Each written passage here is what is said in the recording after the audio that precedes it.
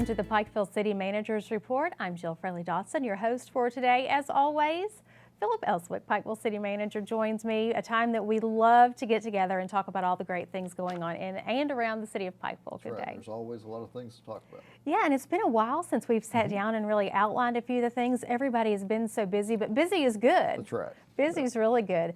The first thing I want to touch on today is something that we're very, very proud of, and that's the Kentucky League of Cities City Government of the Year. Wow. Yeah, that's a huge accomplishment for the city, and the league has always had awards for like elected officials or city employees, but this was the first time they've ever issued an award for the entire city government. And it was based on something that the government had done to transform, the city. And so we submitted a nomination about our industrial park work and our other economic and community development work. And we talked about how the commission made a very courageous decision to kind of switch midstream from an industrial park plan for Marion's Branch property to an industrial park. And there's a lot of industrial parks in eastern Kentucky that are empty. And just have always kind of struggled to attract companies. But thanks to Kentucky Power that hired a consultant that does site selection work, they identified some issues with the park, and then like we do, we went to work and fixed those issues. And we've been very fortunate in the recruitment of our future tenants there that'll create over 1,000 jobs. Yeah, there are a lot of things that have gone in with this, and you talked about the developments, and you talk about the industrial park and Pikeville Commons, and certainly UMG and the Expo Center. All of this works like a well-oiled machine to make sure that every need is met.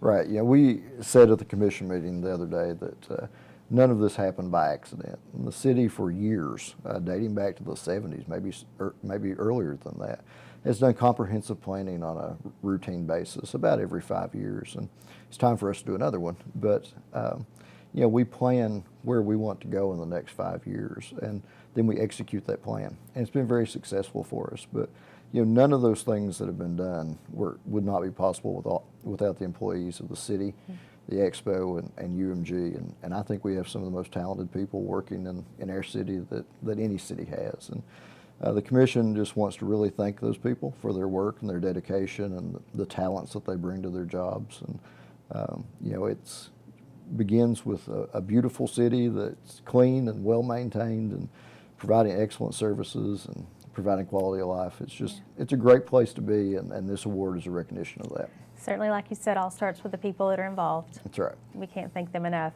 A lot of projects are ongoing, and this is one of our favorite parts of conversation when we meet, because we have so many projects that are taking place. Some have been completed, some are ongoing, some soon to be completed. There's one project that I think is really, really neat, and we're all starting to learn a little bit more about it. It's the coolest thing, 9 Square in the Air. Now, I'm going to let you explain what that is. Well, it's a game that teenagers especially like, and it's essentially 9 squares that are in the air, and a person stands in each one of those or below each one of those squares.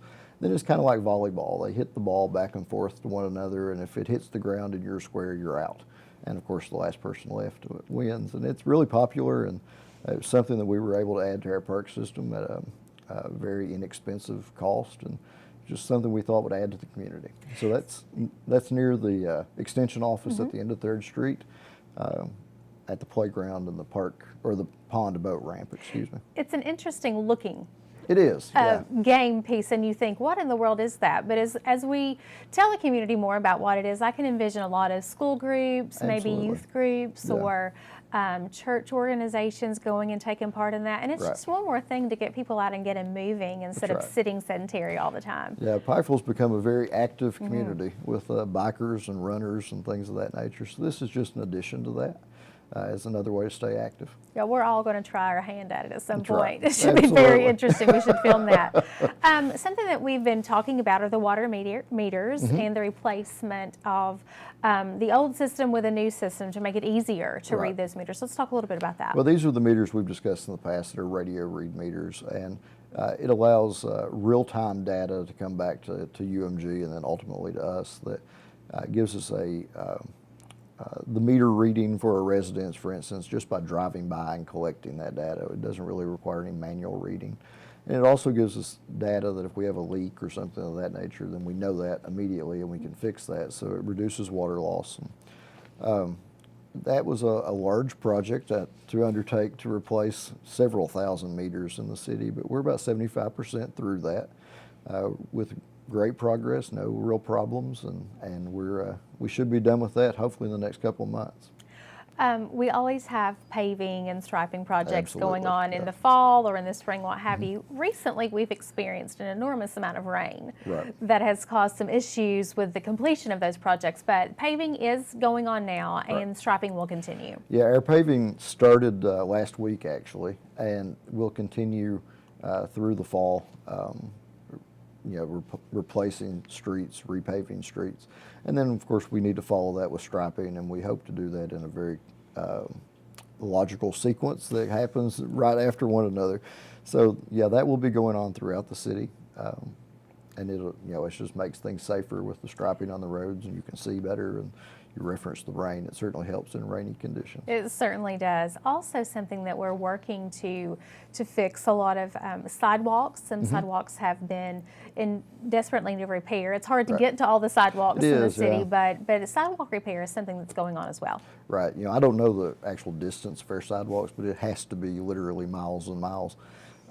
So, it's like streets or anything else. They require maintenance. And we've been really fortunate that the runners, joggers will let us know when there's something that needs to be fixed. And, of course, we hold public safety paramount, so we immediately get on those. But also through our ordinances, we have a very specific set of rules for how we assess our sidewalks, and we do that annually. And then we rank them from, the ones that absolutely need maintenance, those that can probably wait a little while. Yeah. And right now we have a bid out for contractors that will do that repair work. So that will also be going on through the fall and the winter into the spring. Yeah, a few minutes ago you mentioned how active our town has become with the runners and joggers and bikers and things of that nature. Lots of people getting a lot of movement. That's right. The Bikeways project is something we've talked about extensively for some time now, but getting everything in place for that takes some time. It's certainly a process. So we do want to update everybody that it's still something that's in place. Right. And we're trying to come up with a logical bikeway system that works for everybody as safe as we can. The goal is to create a system throughout the entire city that allows people to use their bikes from any place to another place. And that takes some planning in a city with a number of streets and roads and varying speed limits and things of that nature.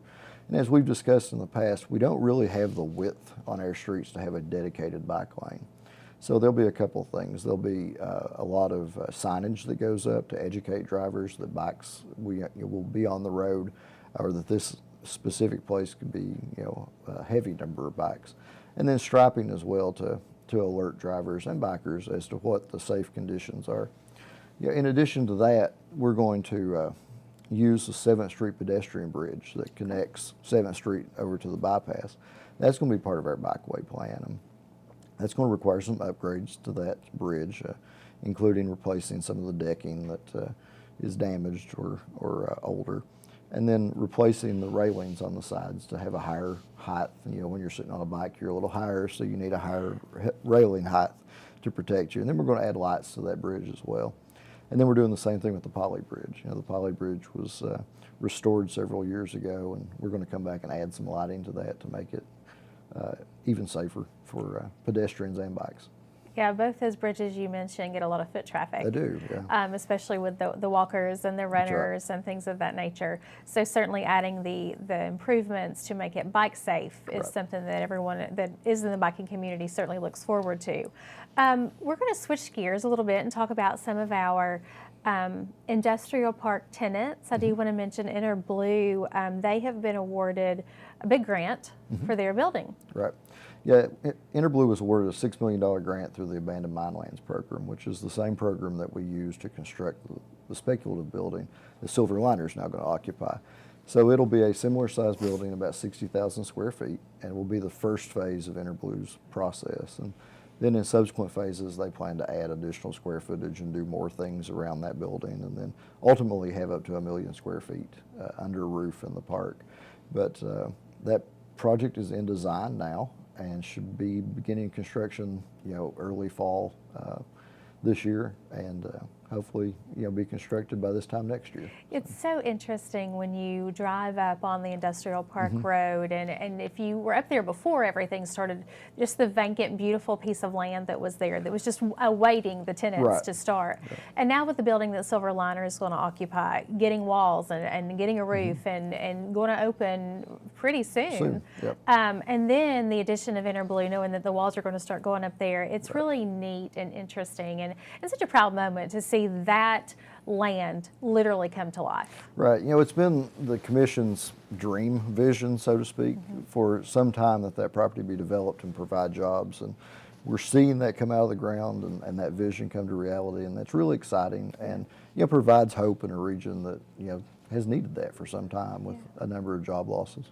Speaking of the industrial park, there's one way to get there now. That's right. We had to construct a bridge to get there, and it's a pretty windy road to get to the top, but it's a gorgeous drive.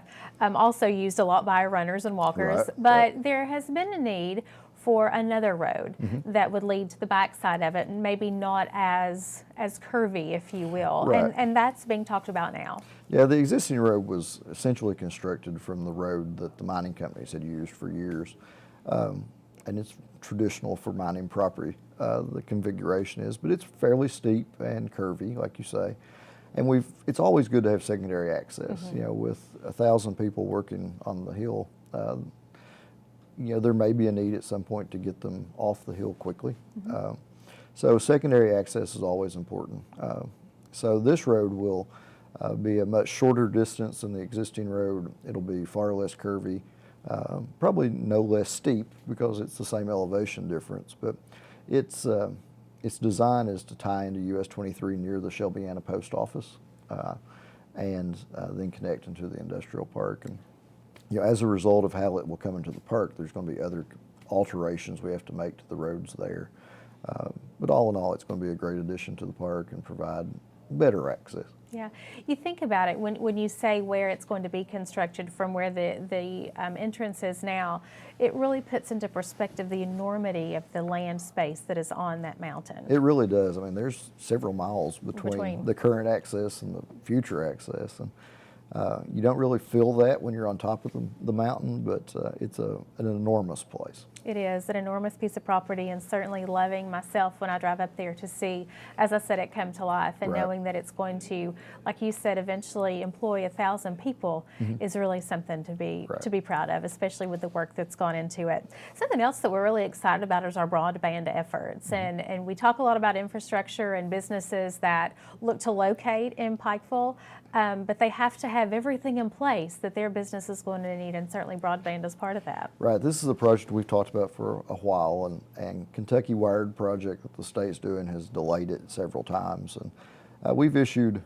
requests for proposals in the past that essentially looked at 3 different models for how that project could work. It could be the city constructed and they lease that fiber from us, or they become a contractor and operate the facility, or they maintain the facilities and provide the service.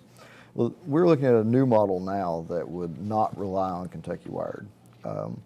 And the terms that we're seeking is a company that is interested in constructing the network for us, operating it and maintaining it, and giving the city some payback terms over a number of years. So at the end of the number of years, it's the city's facility, we own it. And if we choose not to continue the contract with that firm, then we can solicit a new firm and hire them to do the same thing. So that's what we're looking for now. It's much more affordable for us to pay that over a number of years than to pay it all up front to construct the network. And it's somebody that is very, it will be somebody that's very knowledgeable in constructing networks, and the city obviously is not knowledgeable in that. So it'll be good to have an expert doing that. Certainly so. One of the jewels in our crown downtown that everybody always talks about is the Expo Center, and the number of events that is held there every year, the days that it's occupying people that people don't even realize, because a lot of people think just the big events is the only time that it's used. Certainly not the case. That's not used the case. every day. A couple of months ago, our general manager, Cindy Collins, chose to move closer to where she's from and her home and take another job. So now we have been for the last few weeks searching for a new general manager of the Expo Center, and that's a continuing process, but soon we'll have a name. Right. You know, a couple months ago, we literally advertised nationwide for that position, and we've received numerous applications, very qualified people. Any one of them would probably be good for the job. But we've interviewed several at the end of August, and we've narrowed that down to some finalists, and we're conducting second interviews now. And we hope to have an announcement by the middle of October and that person being placed shortly thereafter.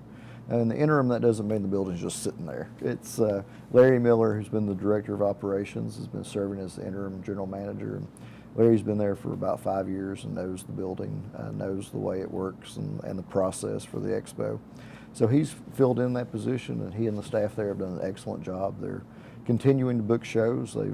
He told me yesterday that they've booked 9 shows in the past 3 weeks. Or 9 events, I suppose. So, like you say, the building is not just vacant, aside from when we have large concerts or circuses or whatever. It's very active. I mean, if you look at the calendar, there's literally something going on in that building every day. And it's a great asset to our city. Well, not only do you have the large concerts and events and circuses that we'll talk about coming up just a little bit when we talk about calendar events, but weddings, reunions, obviously SOAR was held there, a large conference. There's so much meeting space that people forget that that's a place that you can go in the city. If you need something catered, they can provide that service as well. So it's really a multi-use facility that people, I think, sometimes tend to forget about. If it's right there in your town, sometimes you do forget how it can be used. You know, you mentioned catering, and we do offer off-site catering as well. It's not just in the facility now, but it is a great space for a whole host of events and Christmas parties and meetings and conferences like you named. And, you know, I would encourage anybody that's in the planning stages for their event to contact our staff and just talk to them and see what services we can provide and if it's a good fit for your event. Yeah, and having events there myself before, working with Larry and Josh and everybody that's there, it is amazing what you can do. It's, you know, it can be as intimate or as large scale as you want it to be. So certainly if you're thinking about an event, contact the Expo Center just to see what they have to offer, because I'm certain they can come up with a plan. That's right. That's a great point. You know, it's a very versatile facility, and the staff there have done any number of different types of events. So they have a lot of great ideas for what to do to make your event, to match the vision that you have for your event. Yeah, if you can dream it, they can fix it. That's right. I've seen it done numerous times. That's right. Some of the events coming up, and we're going to highlight some of those, because this really seems to be an extremely busy time of year for everybody, and certainly the Expo Center is one of those places. The Garden Brothers Circus coming up now, very soon. That's right, yeah. Very soon. And another event, second year of this, Hoptoberfest. Let's get into that just a little bit. Yeah, it's a different name this year. Last year it was the Craft Beer Festival, but the committee chose a more localized, unique name. So that will be in the next couple of weeks on the Expo Plaza. I think I saw the other day over 75 different beers from around the state. With a number of vendors there. So it's a great event. Last year was very much a success, and we expect this year to be an even bigger success. And if the weather holds off, it'll be fantastic. Absolutely, yeah. Also, Christmas shows. We love Christmas shows and holiday-themed events. Diamond Rio coming to the Right, that's facility. going to be the Christmas concert at the end of November. We're glad to be able to have that there. It's been very popular in ticket sales, and so we're looking forward to that being at the expo. Winterfest is coming, the Antique and Artisan Market. This is something on the 8th of December that if you've never attended this event, it is really a spectacular way to buy unique Christmas gifts for your friends and family. It really is. It's it's vendors from locally or regionally that produce crafts and soaps and value-added foods and things of that nature. So it is a great place to find unique gifts for Christmas, and and literally the expo will be full of those people, Yeah. the concourses, the arena floor. So it's a really neat event for the expo and for the city, and it's always very successful. It is always very successful, and it's also after the time that Winterfest will open again this year. Ice skating in the park in Right. downtown Pikeville certainly will open on December 1st, and if you're going to skate that weekend, then you can pop on over to the artisan market on the 8th That's to, right. to visit. That's But Winterfest this year, really something that took off last year. We didn't really know what to expect with it, but That's it right. was so heavily attended and so much fun. We had great weather the month of December too, so everybody got to get out.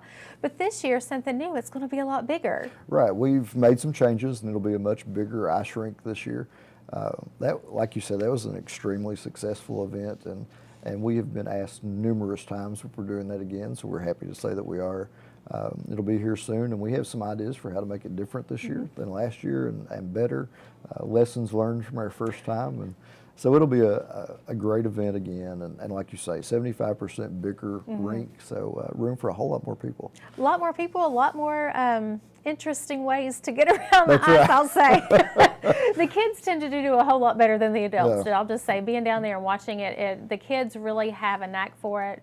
Adults, Not so much. not so much, but fun to watch. Certainly fun to watch, and great for family time. I mean, it's just one of those events when you walk into the park and it's all lit up, really gets you in the holiday spirit. It really does. Cirque Musica. Now, this is going to be a great Wonderland show. I'm really excited about it because we're using the Kentucky Symphony Orchestra also. But this is a show, as Josh likes to mention all the time, that came through Madison Square Garden. Right. So this is an enormous, spectacular show that's going to be great for the holiday season. Yeah, it's something we've not done in the past, so it's certainly new to the expo, but it's been a dream of theirs to do that for a long time. So we're excited to have that at the expo, and we're looking forward to the response. Yeah, new events are being scheduled all the time. That's right. One of our favorite things when we sit down and talk is about what's coming up next. And a lot of things are in the planning stages that we can't mention, but certainly soon. Right. Those will be There's released. a number of concerts that are being discussed, and of course, like you say, we can't talk about them, but eventually it'll be exciting when we Just do. a little tease. That's right. Just a little tease. right. Well, we'll tell you, one of our favorite events that we have in the city every year is Nightmare on Main. And if you've never attended Nightmare on Main, or you don't have small children or adolescent kids, it is one of those events that is so much fun. It's heavily attended, but when you see the Expo Center floor filled with community members and businesses that are getting to be kids themselves, dressed up for Halloween, handing out candy, what a fun time for everybody. Yeah, that was designed several years ago kind of as a safe Halloween trick-or-treating event, and it's been a tremendous success. There's literally thousands of kids that are there, and people dressed in their costumes, and the adults, I think, enjoy it as much as the kids do. I think the administration and commissioners enjoy it too. I've been talking to a few of them and asking them what their costumes are going to be this year. Now, have you decided on yours? No. No? Well, Not you've yet. got plenty of time. How about That's that? But it is going to be on October 25th this year, and there's also during the day from 9 to noon, there's special needs trick-or-treat for our kids that maybe not need to be in such large crowds. And that is one of the things that if you really want to learn how to enjoy Halloween and trick-or-treat and costumes, that's when you need to be there. Right. There's so much individual attention at that event, and the kids love it, and it's great for the adults that are working it too. It's rewarding for them. Yeah, it certainly is, and of course businesses, there's still time if you want to be part of that. You can contact anybody with the city and they can tell you how to get in need. I know Andy and Jimmy are full board ready for Nightmare on Main this year, and I'm looking forward to those costumes, let me just say. Trick-or-treating is going to be on October 30th this year in the city. It's the Tuesday before Halloween from 6 to 8. If the inclement weather, we'll reschedule, but hopefully we'll have a beautiful day. Last few years, we've had a lot of luck with trick-or-treat. It's been nice and not overly cool, so that's important. One thing that I do want to mention, and keeping with the trick-or-treat and Halloween theme, is something that our first responders get very involved with, and that is the cut-through haunted trail. Right. Yeah, they do that at the Bob Amos Park, and it goes through the horse barn first, and then it goes through a trail, and our first responders, police, fire, dispatchers love doing that, and it's it's a lot of fun. It's can be a little scary. It can be. But there's always a great response, and it raises money for a good cause. It certainly does. And they use that for their Christmas activities for kids, and so it's rewarding, and we're glad to do that. Yeah, going to be held 3 weekends in October, Right. so mark your calendars. Of course, if you need a listing of events, of anything going on in the city, you can go to the city's website. Right. Everything is listed on there, but I have talked to a few of our first responders who have been involved over the years with the Haunted Trail, and they really have a good time. And some, I've told a few of them, they really get into it a little bit too much, because I'm not big on the scary stuff, you know, Right. but they really enjoy, and they really make it fun for everybody there. As soon as they wrap up one year, they begin planning Yeah. for the next year and what they can do different and make it better. They do. So many things going on as we get into the holiday season. We'll have Shop Small Saturday that will go on downtown, lots of events, tree lighting planned, and obviously Winterfest going to go on the entire month of December. So, you know, if you've never been to any of those events, we invite everybody to come. And certainly, we also want to invite everybody to the commission meetings. We're, you know, 100% transparent, and those are open to the public. And I know you always like to mention that you want to hear people's concerns. Absolutely. Our commission meetings are the second and fourth Monday of every month at 6 at City Hall, and we welcome people to come and participate in those meetings. Contact us if you have any questions or concerns any other time. My office is always open, and we're very receptive to those, and we do whatever we can to correct your problem and resolve the situation. So, yeah, we very much want to be transparent and interactive with our citizens. Certainly, always open to suggestions and concerns that our community members have. Philip, thank you so much for your time. Always a pleasure. Absolutely. Thank you. We'll do it again soon. Thank you. This has been the Pikeville City Manager's Report. Thank you so much for joining us.